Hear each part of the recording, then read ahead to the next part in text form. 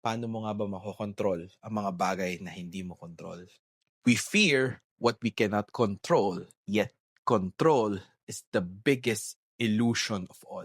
As humans, we want predictability, but control is a myth. We can only do so much. Work with probabilities, not certainties. Just in case hindi mo alam, chronic anxiety is the way the mind tries to control what it cannot predict.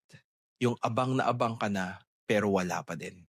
Anxiety, how much more if it happens for more than just a day? Paulit-ulit. We imagine the worst case scenario instead of living the current moment. Ito siguro ang pinakamahirap sa lahat. Paano mo nga ba makokontrol ang mga bagay na hindi mo kontrol? Kasi hindi talaga. You can only control what's here, what's here. Shift from control to response. Responsible people are knowing what to do in case of that event. Being responsible, not just reactive. That's responsibility. Number 2, tanungin mo sa sarili mo, ano nga ba ang kaya kong kontrolin ngayon? Meron ba? Ito ba? Ito ba? Ito ba? Ask what you can control, not what you cannot. And last but not least, let go. That's where peace starts, when you finally let go and accept. Tandaan, the future is not meant to be controlled. It's meant to be faced.